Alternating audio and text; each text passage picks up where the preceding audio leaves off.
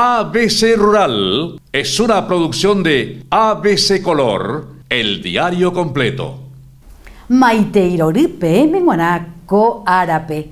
Muy buenos días. A partir de ahora, ABC Rural le trae el campo a su casa, mostrándoles todo lo referente a la agricultura, ganadería, tecnología, comercios y servicios, comprometidos y convencidos de que en el campo está nuestro futuro. Muchas veces venimos hablando de la calidad y cantidad de cebolla que puede consumir nuestro país. Punto fundamental de tenerlo en cuenta. Podemos producir cebolla de primera calidad, pero hay un punto clave, que es el curado de la cebolla. Por eso, ABC Rural hizo un trabajo muy lindo con el ingeniero Edgar Salinas, quien viene realizando trabajos de investigación sobre este punto. Es fundamental que los productores sepan cómo se debe realizar el curado de la cebolla para que éstas duren mucho tiempo y puedan ser puestas en el mercado adecuadamente. Como vemos acá, el 80% de la cebolla ya están prácticamente caídas, ¿verdad? Entonces cuando está así, ya normalmente ya llegó el momento de la cosecha. Y acá el compañero nos va a mostrar cómo hay que cosechar. Es decir, que el momento de la cosecha. Esto acá es que se va a hacer el precurado. ¿El precurado qué significa? El precurado es dejar estacionado por lo menos un día en el campo. Normalmente se hace una cosecha, se hace un precurado y lo que se hace es tapar, del sol tapar los bulbos. Se hace una cosecha y tapar, por lo menos un día. Cuando las condiciones climáticas, cuando hay sol, pero cuando hay probabilidad de lluvia, no se debe hacer. De acuerdo a lo señalado por el ingeniero, se recomienda realizar la cosecha de cebolla a tempranas horas de la mañana, de tal forma a que el sol pueda hacer su trabajo y tal vez para la tarde ya esté lista para ser llevada al galpón para el curado. Pero, ¿cuál sería una mala práctica que algunos productores realizan en el momento del precurado? Cuando ven que están saliendo los bulbos, que nada todavía no están caídos las hojas, pero ven ya que salen, ahí ellos quieren cosechar. Y esa no es la forma. Se debe caer un 80% de acame de las hojas. Como vemos acá, ahí se hace el momento de la cosecha. Este ya es porque ya está pasando la época, ¿verdad? Entonces, de acá ya te avisa que ya está para cosechar. El profesional destacó que en cuanto a la cosecha, a nivel país se sigue haciendo en forma manual. Sin embargo, para el momento de la siembra, ya existen productores que se han ingeniado y crearon algunos sistemas mecánicos de siembra. Le consultamos al ingeniero si se podría dar la posibilidad de que algunos bulbos de cebollas puedan adquirir alguna enfermedad y éstas la podrían transmitir a otras que están sanas en el momento en que son llevadas al galpón para el curado. Sí, puede dar, ¿verdad? En algunas condiciones sí puede dar, ¿verdad? Por ejemplo, cuando vemos así y que están los bulbos, algunos ya afectan por el intenso calor, ¿verdad? Entonces, lo ideal es ya cosechar. Por ejemplo, vemos que ya está todo cosechado y este no, ¿verdad? Entonces no, es cosechar todo, ¿no? Porque el 80% de este ya está. Si este estaba un 10% y el 10% que estaba para cosechar, mejor dejar todavía, porque todavía no están cargando bien los bulbos, ¿verdad? Posteriormente, vimos cómo se deben tapar las cebollas tras la cosecha. Este es un trabajo muy importante que se debe en cuanto al tema de la cebolla, ¿verdad? En cuanto al precurado. Cuando llega el momento de la cosecha, se debe dejar aproximadamente un día a campo. En cuanto al trabajo de cosecha, precurado y curado, ¿en qué etapa o momento se dan más pérdidas? En cuanto a la post cosecha, en cuanto a llevar, y algunos, por ejemplo, llevan en el galpón y automáticamente al llevar al galpón ya cortan las hojas. Y ahí ya obtenemos una pérdida porque empiezan a entrar las enfermedades fuera de tiempo. Entonces, mejor esperar por lo menos 15 días que esto se seque para que podamos hacer un almacenamiento para la selección y para la venta. Tras ver cómo se realiza la cosecha y el precurado de las cebollas, fuimos hasta el galpón en donde el ingeniero nos habló sobre la siguiente etapa por la que tiene que pasar la cebolla. Estamos en la parte ya de curado de la cebolla, ya que como vimos anteriormente ya está la parte del precurado. Una vez terminado ahí el trabajo, se trae acá en el galpón para el curado. Cuando se traen las cebollas al galpón para el curado, ¿se recomienda poner en el suelo las cebollas o colgarlas dentro de una bolsa? Normalmente ya sea un suelo limpio o bajo carpa, ¿verdad? Para el tema de las pudriciones, el tema de las enfermedades. En un galpón, todo semicerrado, con carpa o en suelo bien limpio, ¿verdad? Normalmente sí, un poco de oscuridad, ¿verdad? Para el tema de la conservación también, ¿verdad? ¿Cuánto tiempo se recomienda que las cebollas estén en el galpón para su curado? 15 días. En 15 días ya vemos que las hojas ya empiezan a secarse. En 15 días ya se debe hacer el corte. El corte se hace aproximadamente de 3 a 5 centímetros. 2 dedos, ahí ya se hace el corte. Entonces el corte aproximadamente se hace ahí.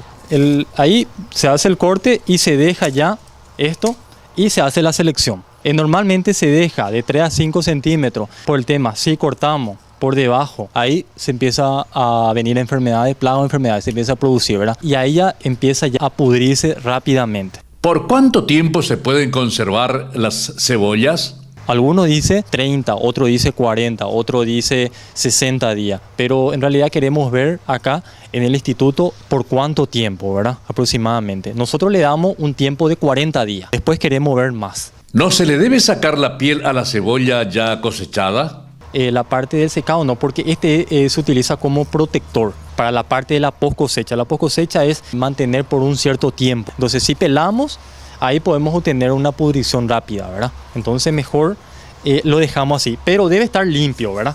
Podemos hacer un poco de limpieza y la selección, ¿verdad? Y con el corte de las raíces un poco, ¿verdad? Que es muy importante. También estamos llevando para probar una cámara de frío de 2 a 8 grados aproximadamente. Mantener en una cámara frigorífica, ¿verdad? Una cámara para ver también si podemos mantener por cuánto tiempo en esa cámara, ¿verdad? Le consultamos a nuestro entrevistado si las bolsas colgadas que contenían las cebollas son las recomendadas para este bulbo o se pueden usar otro tipo. Estas son las recomendadas porque estos son bolsas cebolleras, que son exclusivamente para el tema de la cebolla. Entonces, para que el tema de la aireación, todo eso, entonces mejor la bolsa cebollera, para que no tenga contacto por el tema de algún tipo de plagas, algún tipo de bicho, todo eso. Entonces, normalmente algunos otros productores hacen diferente, hacen una trenza, con las hojas doblan. Entonces, doblan ellos, juntan y doblan, así, y empiezan a colgar, así trenza hacen. Entonces, hay distintas formas, ¿verdad?, de hacer ese procedimiento. Hablar de siembra directa me recuerda a los primeros trabajos que se hicieron en el Paraguay con el ingeniero Derch y también el ingeniero Ken Morilla, quienes fueron los precursores de estos trabajos. Por eso, ABC Rural hizo un trabajo con el ingeniero Cosme Jiménez, que nos hablará sobre cuán importante es para el pequeño productor la adopción de este sistema de trabajo. Recuerden que la siembra directa ayuda a proteger el suelo y aumenta el rendimiento de los cultivos. Algo fundamental para que ustedes lo pongan en práctica. Creado en el año 1977 con el nombre de Chacra Experimental de Choré, esta institución tiene por objeto generar tecnologías adecuadas para los productores del departamento de San Pedro y otras zonas. Cuenta con 120 hectáreas en donde los técnicos desarrollan investigaciones sobre diferentes cultivos, sean extensivos o intensivos. Desde el año 2010, con la creación del Instituto Paraguayo de Tecnología Agraria, pasa a ser propiedad de dicha institución. Uno de los principales trabajos que se desarrolla en dicho lugar tiene que ver con la demostración de las ventajas que trae consigo la implementación de la siembra directa. Básicamente, las líneas que nosotros estamos haciendo en vista de las investigaciones con el cultivo sucesivo del sésamo y el uso del sistema convencional, el sésamo fue perdiendo productividad, y en base a esos problemas que el productor ha tenido, se hace unas líneas de investigaciones para optar por algunas alternativas, y en base a eso se menciona lo que es la siembra directa. Lo que nosotros básicamente hacemos es hacer 3 sistemas de rotación en estas parcelas de investigaciones, para una parcela de monocultivo, un sistema de rotación bienal y trienal. Lo que buscamos es que nuestro suelo prácticamente durante todo el año esté cubierto, de forma de que podamos tener una biomasa sobre el suelo. De esa forma nosotros estamos manejando y recuperando lo que es el suelo, porque en vista de que el cultivo sucesivo de sésamo en un cultivo, el monocultivo año tras año, la preparación del suelo, la rastreada, eso inculcó a que el suelo vaya perdiendo su fertilidad. Entonces ahí entró lo que como una alternativa a la siembra directa. Entonces, haciendo un cultivo con cobertura, utilizando los abonos verdes, tanto de invierno y como de verano, nosotros estamos inculcando a que vayamos recuperando esa fertilidad de nuestro suelo. Y básicamente lo que nosotros hacemos es sembrar maíz con mucuna. En verano, dejar durante gran parte del invierno, incorporar, y al año siguiente sembramos encima el sésamo. En ese punto estamos apostando a lo que es la sustentabilidad y recuperar, y aparte de eso mantener la cobertura del suelo, a unos controles físicos, hacemos como control de maleza. El productor ya reduce el costo de producción del sésamo porque ya no prepara su suelo. Aparte de eso, con el uso de la mucuna y el maíz estamos agregando algunos nutrientes que el sésamo necesita, básicamente con el cultivo de la mucuna. El uso de maíz con mucuna para la recuperación de suelo sería para época de verano, pero para invierno, ¿qué se puede utilizar?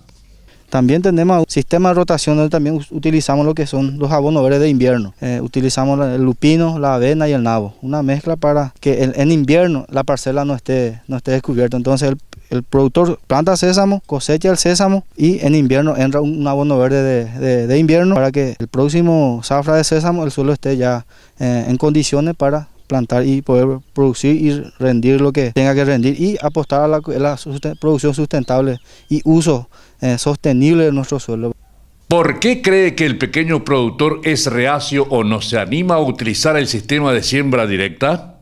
Pasa por una transformación, por un cambio de cultura. Básicamente una parte y otra parte falta un mayor acompañamiento, una mayor asistencia para cambiar de un modelo a otro modelo. Normalmente el productor trabaja, digamos, sobre la marcha, a corto plazo. Y entonces, pasando de un sistema convencional a un siembra directa, va a tener resultados a mediano o largo plazo. Y el productor requiere resultados a corto plazo. Entonces, muchas veces las cosas pasan por ahí, pero falta mayor acompañamiento, mayor capacitación de los productores para que opten por un sistema más sostenible, más sustentable, lo que es siembra directa. Y pasa por ahí, porque si el productor no ve cosas palpables, muchas veces no quiere adoptar algunas técnicas. Entonces pasa por ahí, por la adopción. Y lo que nosotros hacemos a nivel del centro experimental, estamos con días de campo, con visitas como ustedes, mostramos las alternativas para que el productor pueda cambiar de un sistema a otro sistema para poder cambiar el esquema de producción, el esquema de trabajo. Entonces, si el suelo no le produce lo que el productor necesita, muchas veces ocurren los problemas. Y adoptando una técnica que lo que es siembra directa, trabajar con cobertura. Entonces, eso es una forma de ir mejorando su suelo y después la parte del bienestar del productor, porque le va a producir más lo que necesita. Si tomáramos en cuenta que un productor ya ha realizado su siembra de sésamo a suelo desnudo, pero a partir de esta cosecha quiere incursionar en el uso de la siembra directa, ¿cuál debería ser la sucesión de cultivos hasta llegar a una nueva siembra de sésamo en el próximo año? Entre las alternativas de los abonos verdes de invierno, pero anterior a eso, cuando el productor cosecha su sésamo, puede plantar maíz safriña. Con esa maíz safriña puede ir ya como la mucuna, la canavalia en forma tardía, en safriña también. Nosotros tenemos ensayos experimentales que estamos haciendo en esas líneas. Entonces, después del sésamo, plantar maíz con canavalia o con mucuna. Deja hasta mitad del invierno, incorpora, entonces para el verano siguiente ya tiene el suelo ya presto ya para sembrar sésamo. ¿Por qué plantar maíz y mucuna después de la cosecha del sésamo? Normalmente el productor cuando planta algo, piensa en algo rentable. Planta sésamo convencional para producir semilla y para la venta. Nosotros recomendamos que se plante maíz con mucuna, porque el maíz va a producir semilla y esa semilla puede vender. Una parte puede utilizar para alimentación de sus animales, la gallina, eso, y la mucuna entra como cobertura, como recuperador de suelo. También el maíz entra también como cobertura de suelo, se saca el maíz, queda el resto como con la mucuna, y entonces los dos se congenian para el proceso de siembra directa para hacer una siembra con cobertura. Posterior a eso se deja hasta más o menos hasta junio, julio. con las condiciones climáticas mismo, la mucuna se deseca. Muchas veces el productor no hace falta aplicarle un desecante, un herbicida, por las bajas temperaturas, ya que la mucuna es de verano, tiene la temperatura por debajo de 10, 12 grados, la mucuna se seca solo. Cosecha el maíz y queda ahí. Después le pasa un rolo cuchillo para poder rolar, incorporar eso y dejar presto más o menos unos 2-3 meses que quede esa cobertura, que se desintegre ahí, que haga su trabajo de reposición, la parte física, la parte química y que active algunos microorganismos, la parte biológica de nuestro suelo. Entonces después va encima sésamo. ¿Cuánto puede ser la diferencia en kilos por hectárea entre un productor que sembró sésamo a suelo desnudo y otro que lo hizo con el sistema de siembra directa? Para historiarte un poquito, este es un ensayo que aproximadamente tiene 15 años. En los primeros 5 años, el sistema convencional le superó a lo que es el sistema de siembra directa. A los 10 años, equipararon. Y en este proceso de 15 años, en un 70-80% ya le supera el sistema de siembra directa. Para sacar un margen, le supera en un 30-40% en productividad. Aparte de lo que es los costos de producción, de preparación de suelo, compra de insumos. Entonces, en un sistema convencional, que tiene un costo de producción de sésamo con preparación, todos los insumos, tiene un costo de entre 2 millones, 2 millones y medio. En un sistema de siembra directa no llega a eso. Nada más se reduce lo que es hacer el surcado, el rolado, unos secantes, no supera ni los 600.000. Entonces es un rango alto en cuanto al costo de producción. Y en cuanto a la productividad, tal vez en los primeros años no sea tan, pero con el correr del tiempo sí tiene producciones muy buenas, muy significantes. Finalmente consultamos, ¿cuáles son las malas prácticas en las que incurren los pequeños productores a la hora del manejo de suelo? Las consecuencias de lo que es la degradación de nuestro suelo, de quema, la preparación de suelo continua, año tras año, lo que es el monocultivo, y eso van generando algunos desbalances negativos en nuestro suelo. En cuanto a la parte física, la compactación, la textura de nuestro suelo, la pérdida de la fertilidad de los macro y los micronutrientes, y la parte biológica, la parte de los microorganismos de nuestro suelo que tienen que estar ahí para hacer su trabajo de descomposición, para poder reponer un gran porcentaje de nuestra materia orgánica. ABC Rural está con el ingeniero Ronaldo Dietze, quien es un profesional que tiene mucha experiencia en todos los campos, lo que es la producción agropecuaria, la dirección de entidades y también la educación, porque es rector de la Universidad San Carlos. Ingeniero Dietze, gracias por estar en ABC Rural. Te quiero agradecer por la invitación, estoy siempre contento cuando vengo acá y le tengo mucho aprecio por todo lo que hiciste y lo que estás hecho, como solía decir, repetir varias veces también. Y bueno, estamos en tema educativo, estamos educando y tenemos, por ejemplo, en San Carlos una central que está acá en Asunción y tenemos 13 filiales en el interior, en zonas donde realmente hay un potencial productivo. Por darle, por ejemplo, tenemos una filial allá en el norte, en el lugar un poco alejado y sobre todo un poco incierto, como es el tema de la zona del EPP hacia Concepción, Horqueta específicamente. Pero también quiero decir la felicidad detrás de eso, porque los alumnos cambian totalmente la mentalidad, tienen un pensamiento antes y otro pensamiento después, y hacen su investigación y hacen su tesis, y están felices y quedan en la comunidad y comienzan a desarrollar, es lo que hace falta, la presencia ha estado en esa zona. Tenemos entonces en toda la República del Paraguay filiales y cada uno tiene algún rubro un poco distinto, ¿verdad? Como hacen los japoneses también, un distrito, un rubro, ¿verdad? Cada uno tiene su fortaleza, digamos, cada zona tiene su fortaleza y su calidad. Yo creo que ahí siempre tenemos que buscar uno o dos rubros estrellas. No significa que no hay que hacer otras cosas también. Claro, pero hay un punto crítico que es importante que en la localidad se desarrolle lo que en la localidad necesita. O sea, que el estudiante sepa que lo que está pasando, no que ignore lo que pasa en el Paraguay, pero sí que se desarrolle más especializándose en lo que necesita el área. Así mismo, para el consumo interno local, pero también aprovechando las condiciones ambientales, el tema, por ejemplo, el norte. Nosotros estamos ahí por lo menos casi un mes y medio anticipado a lo que en la Argentina no existe, porque el trópico Capricornio creo que pasa ahí por Belén, ¿verdad? Sí. Significa que el sol es mucho más temprano, uno puede producir cosas y llevarla a Argentina cuando en Argentina los precios están más elevados. A eso es lo que creo que hay que apuntar, zonas como el norte, para muchísimas cosas, frutas y hortalizas, para su exportación hacia la Argentina. Eso es demasiado importante, porque tenemos que también abrir un poquito más Mercosur. no crear tantas trabas, ¿verdad? Como antes, ustedes se recuerdan, Giver, la cantidad de tomates y locotes que en la década del 80, 90 se exportaba en la Argentina, hoy estamos casi importando muchas veces, ¿verdad? Entonces, ese es el tema que creo que tendríamos que ver de solucionar. Claro, solucionando el problema del contrabando y haciendo un trabajo gradual, el Paraguay puede autoabastecerse de tomate sin ningún problema. Así mismo. Y después otra cosita, creo que el tema, porque nunca todo es exportable, a lo mejor 70%, 60%. Industrializar. Claro, y el 40%, ¿por qué no industrial? Como estaba escuchando de tu palabra hoy, banana disecada. Sí. Harina de banana. Excelente. Harina de banana. Sí. Antes, yo me acuerdo, cuando empezamos a trabajar, cuando nosotros importábamos harina, hoy en día, harina de trigo, hoy en día nosotros exportamos harina de trigo. Lo que hizo el ingeniero Bertoni fue algo maravilloso. Sí. Y nosotros hoy en día también estamos con harina de mandioca. El Hildebrand está haciendo los fideos con mezclas y también para celíacos. O sea que tenemos una industria que ha adelantado muchísimo y que ignoramos muchas veces lo que está produciendo el Paraguay. Sí, yo creo que en ese sentido la gente tiene que ser más observadora seguramente, pero hay muchas cosas importantes, muchísimas cosas. Y rubros como yo produzco nueces en macadamia, hace como 20 años entramos con eso. Hoy tengo casi 11 hectáreas injertados, uno por uno en la planta.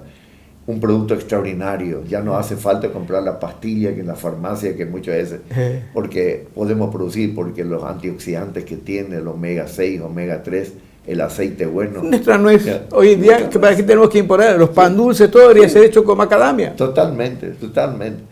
Pero también quiero dar la alegría que, increíble, nosotros exportábamos nueces en macadamia, hoy ya no sobra para exportar, hay más producción y más consumo. Qué bueno. La gente como apuntan hoy a ese tipo de... Hay un estrato de población que realmente da valor a eso y se vende todo acá, y a un precio muy bueno, les puedo asegurar. Pues yo quisiera que haya 1.000, 2.000, 3.000 hectáreas de macadamia, y no solamente varios productores aislados, como en mi caso, ¿verdad? Porque a lo mejor con 50.000 hectáreas podemos tener una cantidad de divisas y dinero, y funciona. Y funciona bien, y aparte de eso que se puede industrializar, y se pueden obtener muchísimas cosas, inclusive ya el aceite de macadamia, se puede utilizar también la nuez como tal, para no estar importando nosotros y estar dependiendo muchas veces de una nuez que ya está rancia, y que se pone a fin de año y cuando tenemos algo natural. Sí, y el tema, digamos, los aceites, los cosméticos que se sacan de eso, demasiado importante, y los chocolates, y bueno, la Nestlé de Suiza siempre pide, hay macadamia, hay Ecuador pide macadamia porque no pueden abastecer sus clientes, digamos, entonces hay una cantidad de posibilidades. La producción de alimentos, yo creo que en el futuro debemos concentrar mucho esfuerzo.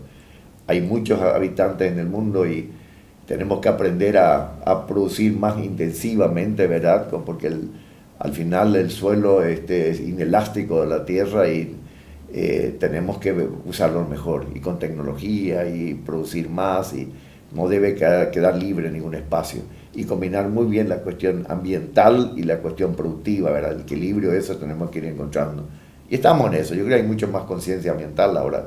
Lo ves así también, ¿verdad? Sí, yo pienso que se está trabajando mejor porque ya hay un trabajo coordinado y el productor va tomando conocimiento de lo que es importante de mantener el ambiente y compartir y convivir produciendo adecuadamente. Así mismo es. Y también la gente que produce en soja hoy tiene una buena superficie plana, lo usan casi 100%, pero compensan comprando, por ejemplo, unas tierras en el Chaco y lo mantienen como reserva. Entonces no hace falta en el mismo momento, en el mismo lugar, que hagas todo, sino podrías... Claro que las cuencas siempre hay que preservar, si hay bajadas, si hay pendiente, hay que conservarla, porque es mucho más rentable conservarlo que usarlo por la erosión y todo eso. Pero así, superficie plana, hay que producir alimentos, y al final de cuentas destinemos la reforestación más a suelos marginales, compremos y compensemos también tierra en el Chaco, que hay todavía muchísimo y que hay que preservar.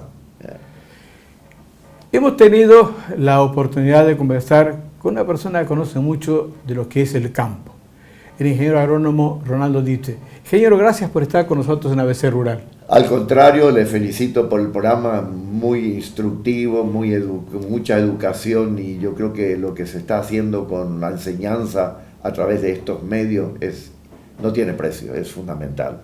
Gracias, y todas las veces que quiera que estemos por acá vamos a estar. Habiendo hecho un recorrido con el ingeniero Dipse de lo que es el panorama agropecuario en el Paraguay, nosotros en ABC Rural seguimos creyendo que en el campo está nuestro futuro. Pero recuerden que la educación es la base del desarrollo de las comunidades. La producción de ovinos sigue creciendo paulatinamente en el Paraguay. Pero el productor tiene que tener conceptos fundamentales de la cría. Y esto es que debe aprender a manejar el ganado y a conocerlo. ¿Cómo detectar el celo en ovinos? ABC Rural hizo un trabajo con el doctor José María Espínola, un profesional especializado en el tema, y nos habla sobre cómo se debe realizar la detección de celo en los ovinos para iniciar el protocolo de inseminación artificial a tiempo fijo. Estamos en las talas dentro del predio de la cría de ovinos. Hoy queremos hablar del tema de reproducción. Sabemos que en cualquier producción animal tenemos 4 pilares importantes, cuáles son la genética, el manejo, la nutrición y la sanidad. El profesional destacó que un trabajo de inseminación consta de varias etapas, que son la detección de celo, extracción de semen, la dosificación y la inseminación. Por tanto, es muy importante que el productor sepa primeramente cómo utilizar sus animales de retajo o encargados de detectar el celo en las hembras. Los retajos son animales que detectan el celo al cual se le priva la posibilidad de imaginación. O sea, ellos no pueden preñar a las hembras, solamente detectan el celo.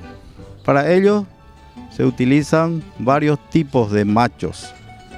Puede ser machos vasectomizados, pueden ser con desviación de pene o con una faja, que es lo más sencillo. O sea, colocarle una faja al macho, al carnero, entonces ya se le priva que este macho preñe a la oveja que está en celo. El doctor Espínola explica qué pasos se deben realizar para la detección de celo. El retajo que vamos a utilizar hoy es con la faja. O sea, la colocación de en este caso una plastillera alrededor del cuerpo, cubriendo la parte del pene.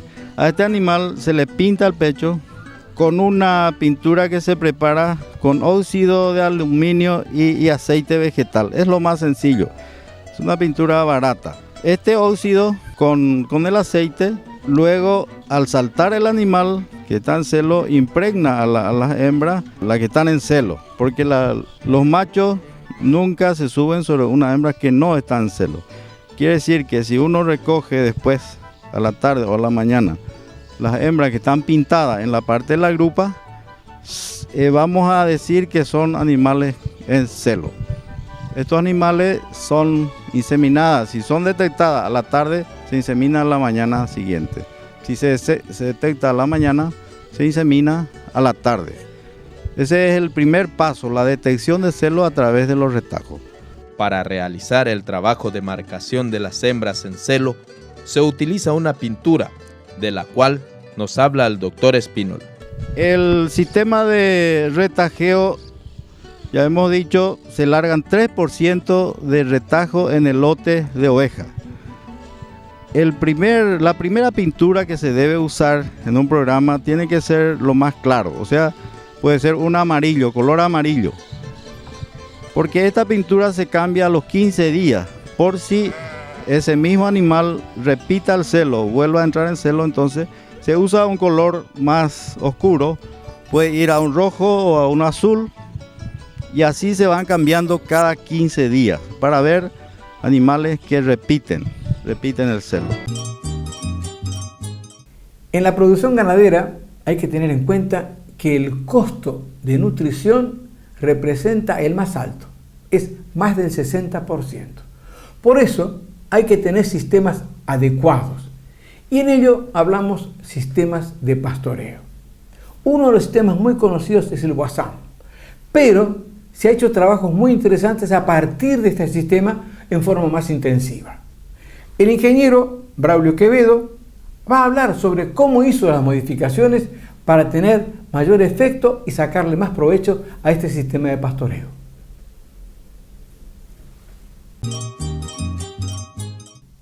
En diciembre del año 2010, el equipo de ABC Rural viajó hasta Orqueta para conocer una de las primeras experiencias del uso del pastoreo racional Boazá.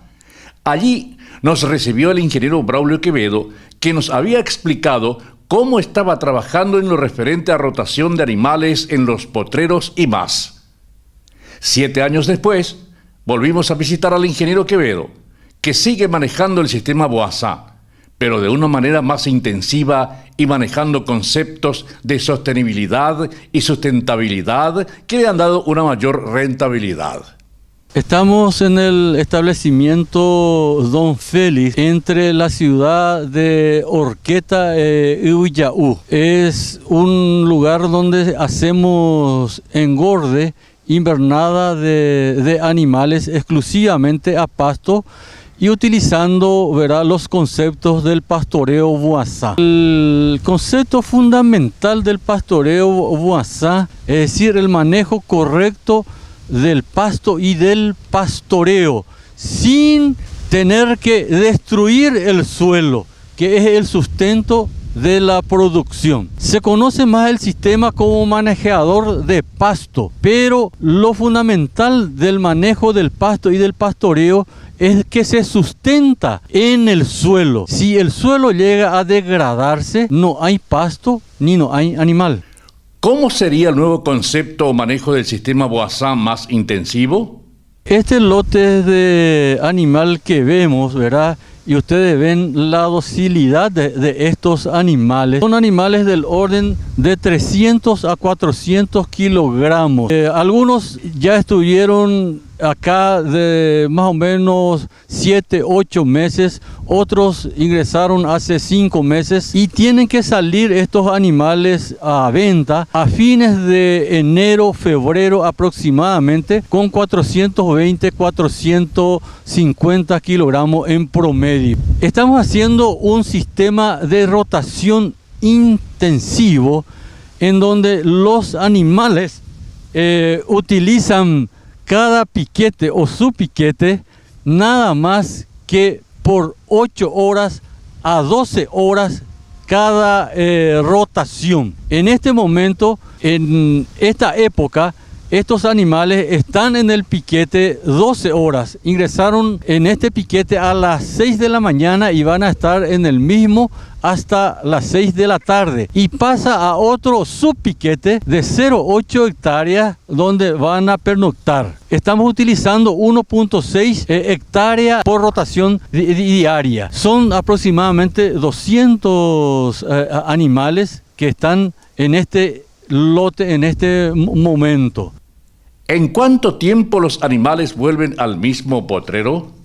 Nuestro ciclo de rotación es del orden de 60 días en esta temporada, es decir, van a volver al mismo piquete dentro de 60 días. Este pasto que ustedes ven es un pasto encañado, pasado, en donde la vegetación verde está metida con la vegetación pasada, en donde dificulta tremendamente la cosecha del animal. El animal no puede cosechar con facilidad el pasto verde porque le llega a hincar en el hocico el pasto pasado endurecido. Es decir, esto no es el ideal de un pastoreo. Por eso, inmediatamente a la salida del animal, mañana va a entrar el tractor con rotativa a hacer el corte de este pasto y que ustedes van a ver en otro lugar ya con esa condición del pasto. ¿Cuántos animales se están cargando por potrero en invierno y cuántos en verano? ¿Hay diferencia? Nuestra carga es fluctuante. En invierno estamos cargando cada 100 hectáreas, porque un lote de animal rota en 100 hectáreas, cargamos aproximadamente 50.000 kilos, es decir, 500 kilos de peso vivo por hectárea. Esa es la carga invernal. Este lote estará por el orden de 52.000 a 54.000 kilos aproximadamente. En cantidad de animales, estos son 200 animales. Pero lo que importa es el peso total, no la cantidad de animales. En verano, en este mismo sector, en estas mismas 100 hectáreas, llegamos a cargar de 100.000 a 120.000 kilogramos de peso vivo animal. Es decir, 1.000 a 1.200 kilos de peso vivo animal por hectárea. Si hablamos de ganancia de peso, ¿cuánto está ganando cada animal por día?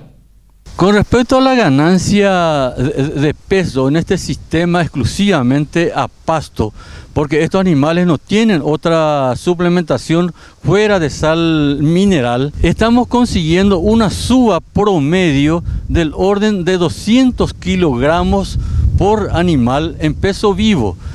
Eso da aproximadamente 550 a 600 gramos día por año, durante un año.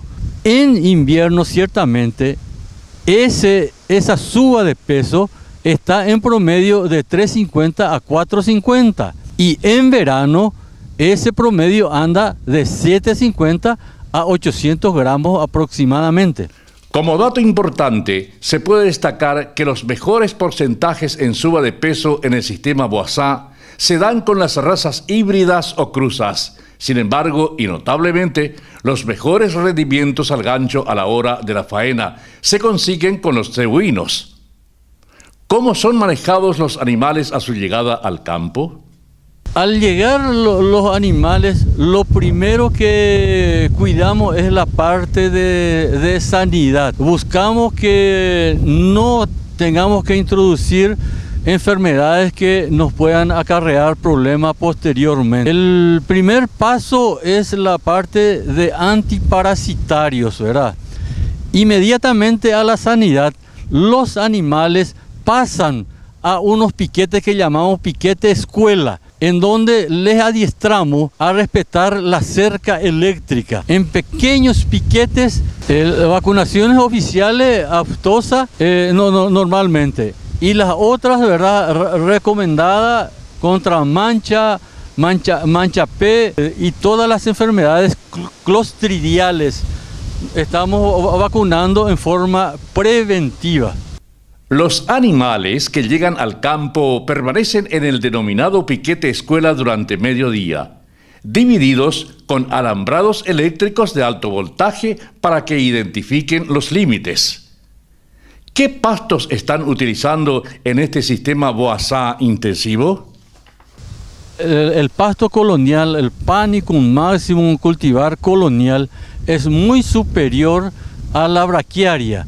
Yo tengo la braquiaria brisanta cultivar marandú, pero son pastos que se complementan. En verano, el colonial es muy productivo, crece en forma exuberante y conseguimos, ¿verdad?, alta producción, tanto en ganancia de peso diario como en producción por área. Pero en el invierno, el colonial prácticamente no existe, produce muy poco, por lo tanto soporta muy poca carga y nuestra producción en el pasto colonial baja. En cambio, en la braquiaria brisanta, por más de que en el verano no tenga la calidad que tiene el colonial, también produce suficientemente, ¿verdad?, una cantidad interesante. Y lo bueno de la braquiaria es en que en el invierno salva totalmente. Siempre existe pasto de la braquiaria marandú en invierno. En nombre del Departamento Rural de ABC Color, queremos agradecerles la gran demanda que hay de este trabajo tan lindo de recopilación que se hicieron sobre agricultura y ganadería de precisión. Es un material que está disponible en todas las regionales del país y además, si usted nos necesita, en cualquier lugar del mundo, solicítenos a rural@abc.com.py.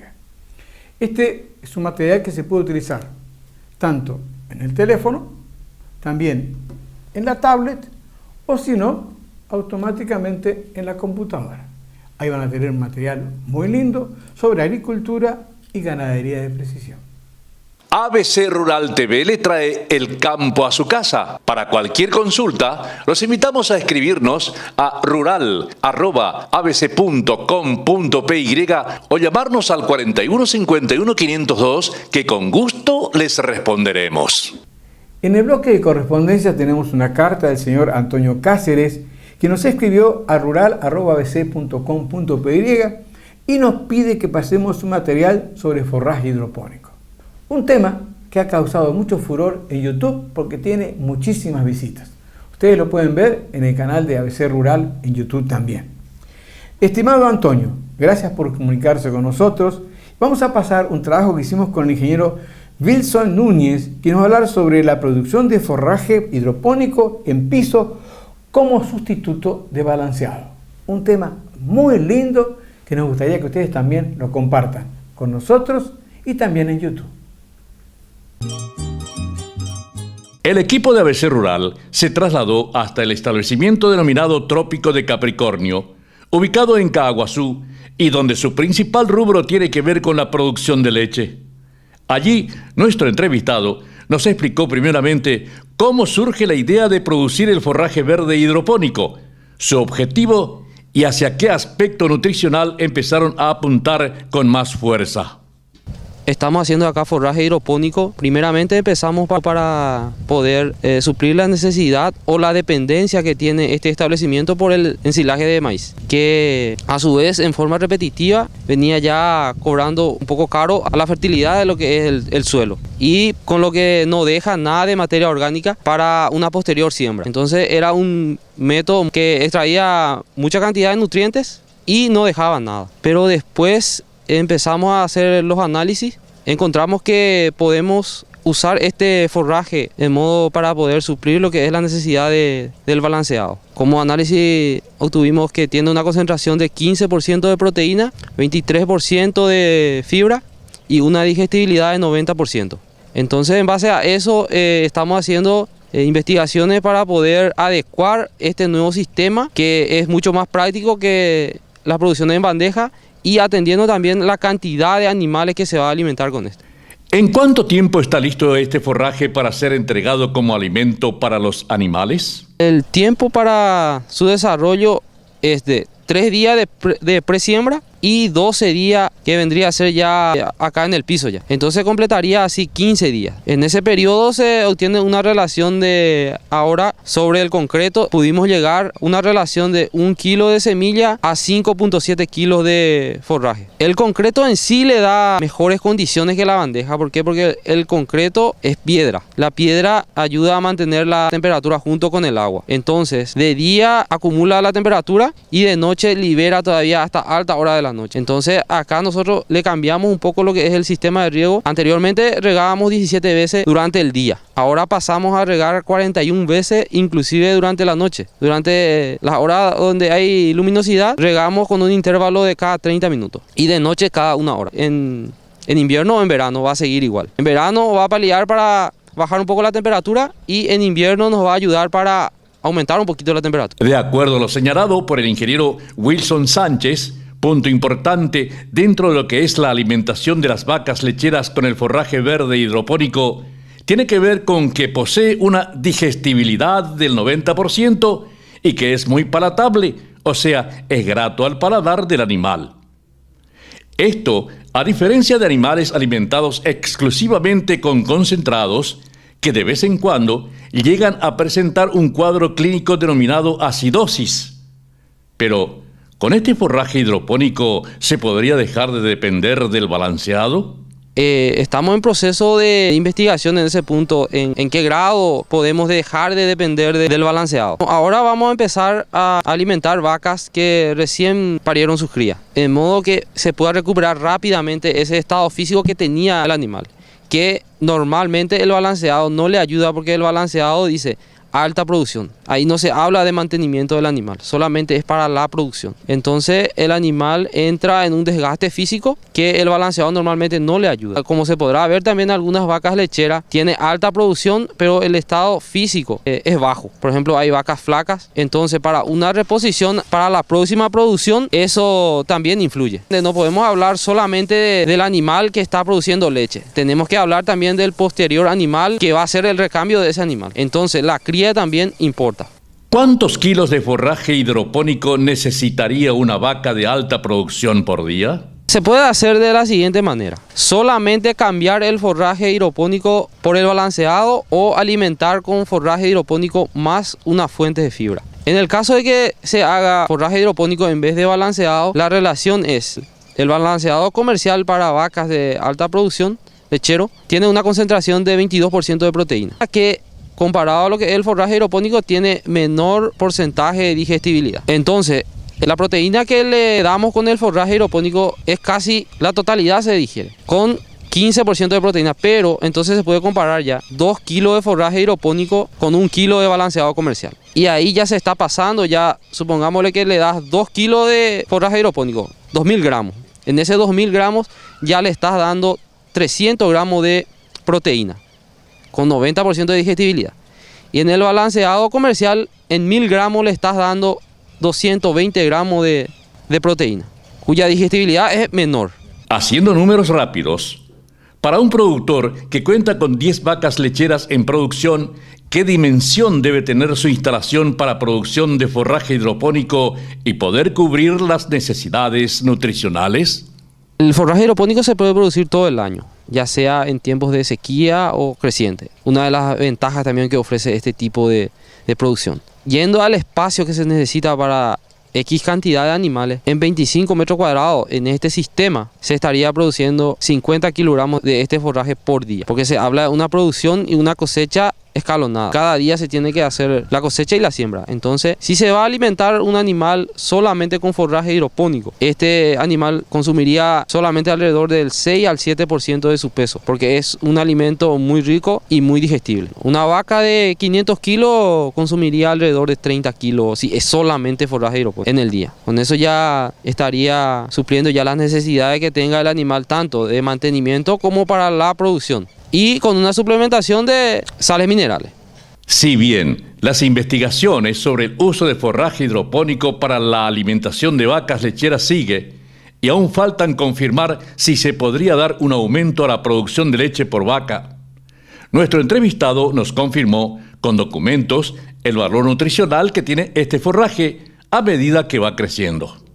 Y acá se puede ver, según un análisis que se hizo en SAPLE, que es de Lactolanda, que en el día 10 tiene una concentración de proteína bruta al 13,06% y una concentración de fibra cruda al 19,17%, lo cual va aumentando cuando pasamos al día 12. La concentración de proteína sigue subiendo 15,04%, fibra cruda 22,06%. ¿Por qué cosechamos al día 12? Es por la razón de que tenemos todavía un forraje de buena calidad. En otras regiones o otros países con otro tipo de clima o otras instalaciones se puede llegar hasta el día 15 para la cosecha, pero ahí ya nos exponemos ya al ataque de hongos y bacterias, la cual no nos permite este tipo de producción utilizar ningún tipo de defensivo contra eso.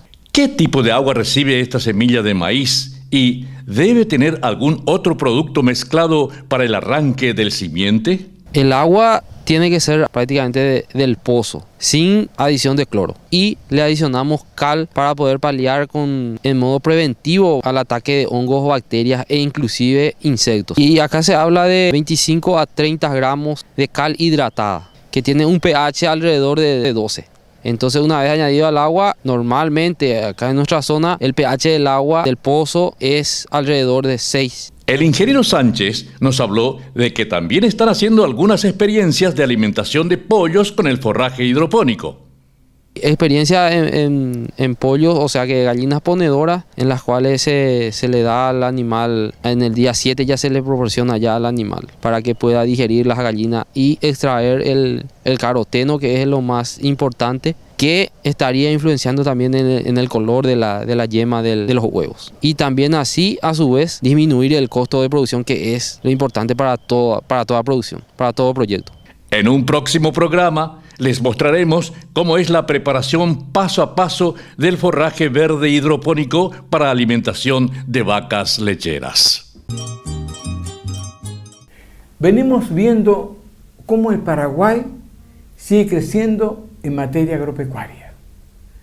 Cada vez hay más intensidad, hay mejor producción, hay más calidad, hay también una buena demanda nacional e internacional. Por eso es que ABC Rural sigue creyendo que en el campo está nuestro futuro. También vemos con mucho agrado. Hoy en día estamos hablando de producción nacional de harina de trigo, de harina de mandioca, de harina de banana, también de esos productos, galletitas, fideos. Por eso, nosotros vemos que hay una calidad muy buena. Les recomendamos que consuman lo que Paraguay produce. Pero recuerden que la educación es la base del desarrollo de las comunidades. ABC Rural les trae el campo a su casa por ABC TV. Y nos pueden ver en el canal 50 de Personal TV, canal 10 Claro TV y canal 10 de Copaco TV. También estamos con todas las cable operadoras del interior del país.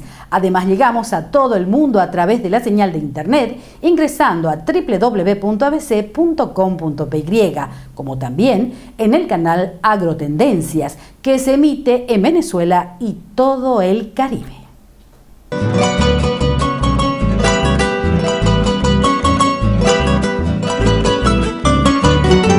ABC Rural fue una producción de ABC Color, el diario completo.